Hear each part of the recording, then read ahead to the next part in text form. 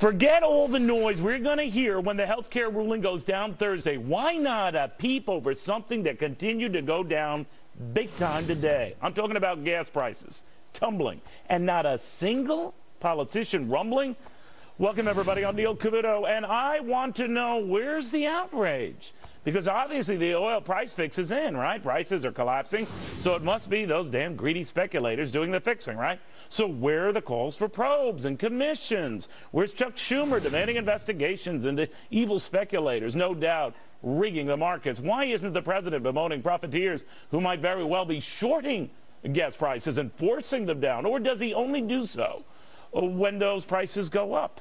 Could it be that there's only an evil cabal when prices go up and not when they go down? Then I want you to stop yourself and ask yourself, if you're rigging the markets up or down, it should be the same thing, right? It's bad, right? It's just as wrong forcing prices down as when you force them up, right?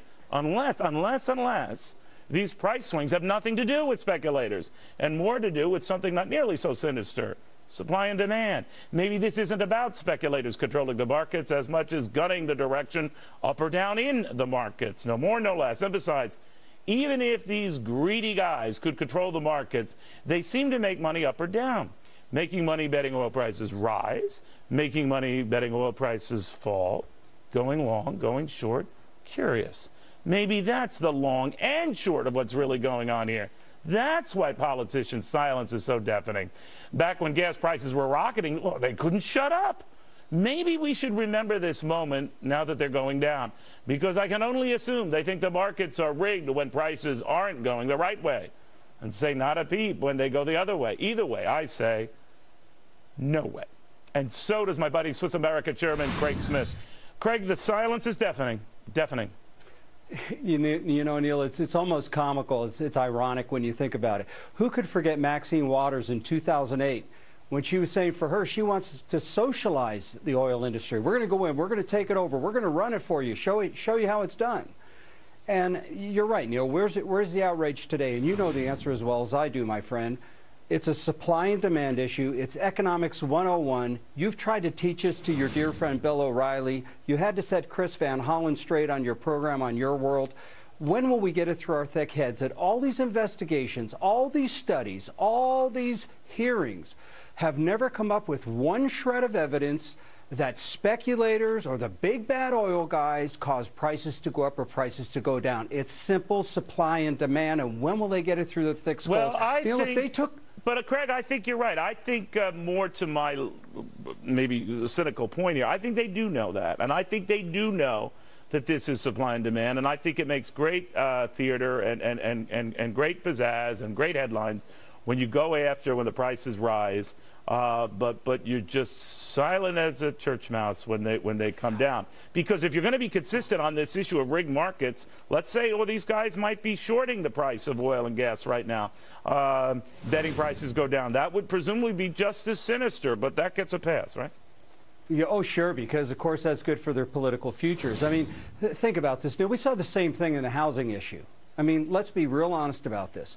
Did anybody talk about the bad loans being made or all the credit that was flowing? No, just as long as your house went up every year. Absolutely. The politicians were fine with this. Now, the minute that the house prices started to drop, all you know what broke loose, Neil, and it was the bad, evil bankers. The reality is, and this is primarily on the Democratic side, I might say, and I hate to be so partisan about it, they're always looking for a boogeyman. They're always looking for a bad guy.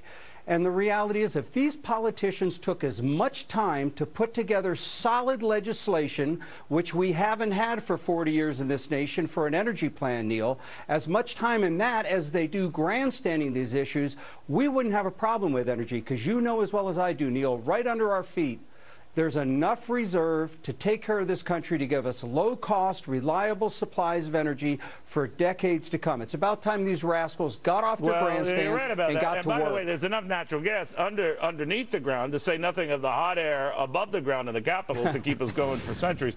But one thing, Craig, I found fascinating. I'm glad you mentioned it, because it reminded me of another sin, and that is, piling on the banks. I know I'm going to seem like I'm trying to be a patron saint of the banks. I'm not. But I do remember quite vividly how it was sort of like a birthright that everyone had to get a mortgage, and that Sure. the banks were being pushed. You better lend it to everyone and anyone. And if you don't, there's hell to pay. So they lent to everybody and anyone.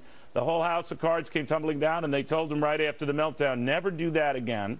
And now they're penalizing them for being strict about lending. So you can't win. But I guess, are there any lessons, or as a guy who's quoted a lot in the financial and general press, that people should remember here and take away from this latest gas incident? You bet. Life is not always fair. Life has risks. Sometimes markets go up and sometimes markets go down, Neil. And if we think that politicians can smooth that process out, we're really dreaming. If you want to see, look, all you have to do is go back to Nixon and Carter, wage and price controls. You let the government get in and start fixing markets by limiting supplies, by limiting price, and you're going to have a real mess on your hands. There's a global market for oil today. It's a supply and demand issue. Look, the positive in all this, Neil, is 2002, when prices started creeping up from the lows in '98.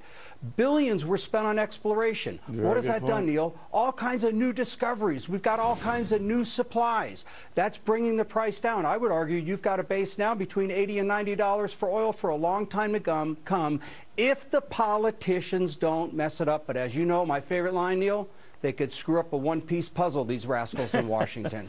Well, I'm going to call a probe into all of this. But Craig Smith, always a pleasure. Well, what do you bet? Just bet that politicians will take a bow for